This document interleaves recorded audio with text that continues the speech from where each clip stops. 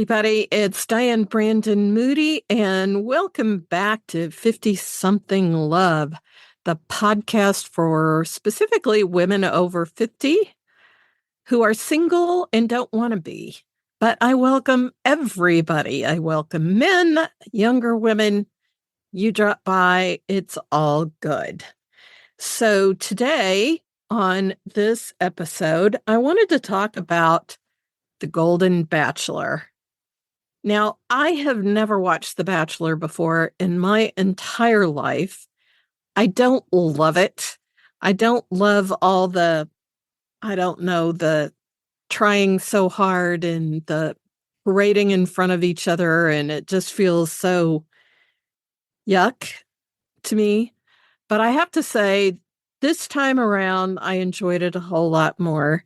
And maybe that's because of the age of the Bachelor and the ages of the Bachelorettes. I'm not really sure, but it seemed to be a lot less forced. What I really liked about it are, first of all, the women seemed to be a whole lot more supportive of each other, with the exception of a couple of instances, but at least what we saw, they seem to be so much more supportive of each other than the clips I've seen from the other versions. As I admitted, I haven't seen any other full episodes, but it seemed like there was a whole lot more support and not so much bitching and moaning and sabotaging and all of that jazz. So I like that. I like the fact that Gary, the Bachelor, was 72. He was attractive. He wore a hearing aid. Now, I don't need a hearing aid, at least not yet. Maybe I will someday. But I like that somebody needed one and wore one. I think that's amazing, because there was a time not too far away in the recent past, where somebody would have been way too embarrassed to do that. And I think it's great that he wore it. About the only thing I didn't like it in general for most of the season, well, I'll get to that in a minute. I liked most of it. I loved how active the women were. I loved how flirtatious that they could be. I loved the fact that they were all interested. That seemed to be all cool. As I was about to say, the part that I didn't like too much was that they were very inclusive. They had women of several different races and skin tones, and all of that was really awesome. There was a time that the Bachelor seemed to be just very white, and I'm very glad to see it's more inclusive. So that part was good. The only part where I felt like it wasn't terribly inclusive was in size. Everybody was very thin and very fit. And for TV purposes, I totally get why that happened.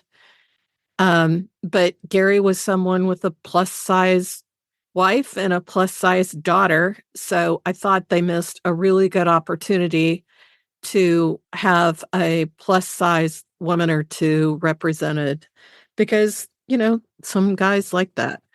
So, other than that, so what I didn't like was the one, and I forget what her name was, but the one that kept telling Teresa to zip it, zip it, zip it. And Teresa the other one, the one that kept saying zip it, it was like she was blaming Teresa for the fact that she was jealous of where Teresa was and what a good time that she had. And she kept blaming Teresa for those thoughts. People, that was not Teresa's fault. If she had those thoughts about being jealous, she could have easily managed them on her own. It wasn't Teresa's job to make her feel in any particular way or any other way, because it just simply isn't possible. So that I found super annoying. And that was one of the times when the kind of backbiting was just, ugh. It's so tiresome because women get blamed for that kind of behavior quite a bit. It's a trope. It's a trope that I absolutely hate. We need more women in the world who are supportive of each other. And that was a trope that I didn't like seeing. I get it. It's real reality TV. I mean, kind of, sort of. No TV is really reality, but it was kind of, sort of. And that was the way it came out. But I didn't like that part.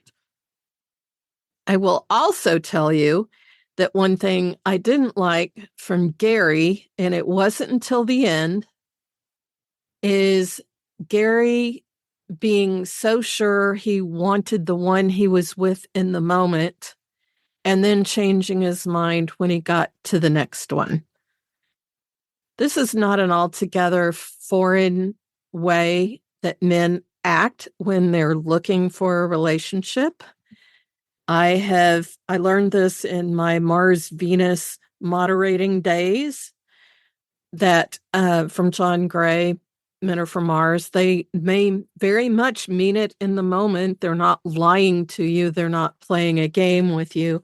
They mean it in the moment. And then when the moment passes, they don't mean it anymore. So that part, I just want to call bullshit on. I didn't like that part at all. I also didn't like the part that he's like spending the night with two different women that close in proximity. I get it. That's part of the show.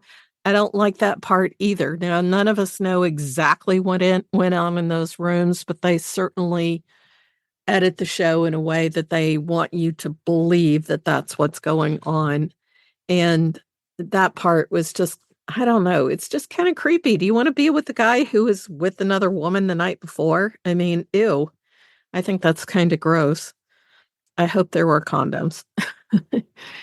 Anyway, uh, all in all, I have to commend ABC for doing a Golden Bachelor at all, because it really brought out the topic of romance when you're a little older into the foreground. It was a big topic during the entire run of the Golden Bachelor. It was on morning TV, it was on podcasts, it was discussed in groups.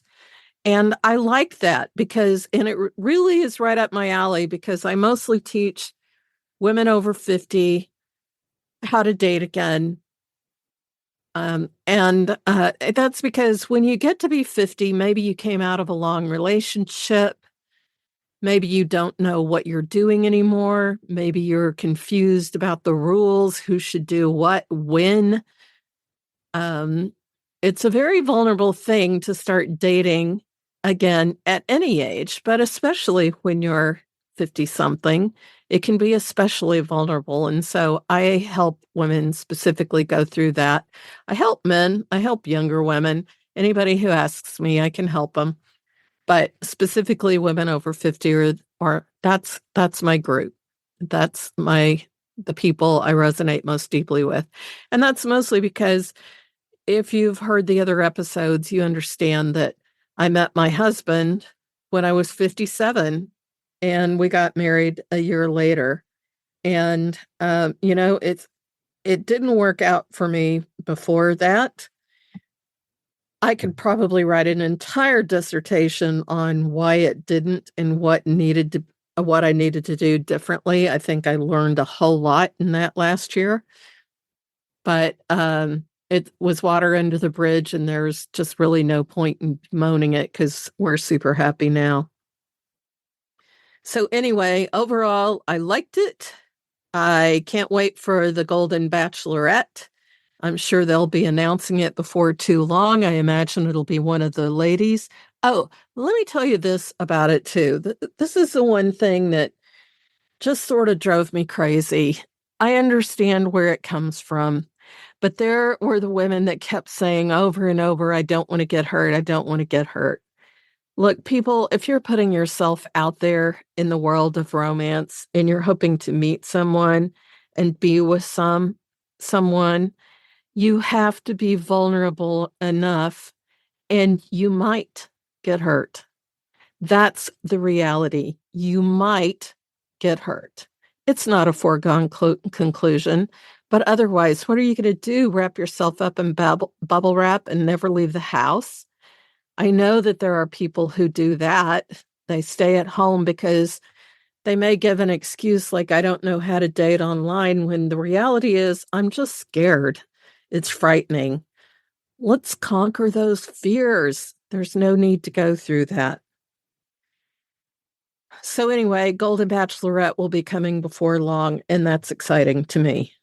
So, in the little time we have left, I am going to say that check out my site, DianeBrandonMoody.com. If you are over 50 and looking to find the love of your life, I can certainly help you. I have a free PDF on my homepage. It's called 5 Ways to Manifest the One Faster. I do believe in manifesting, but I'm not one of those goofy people.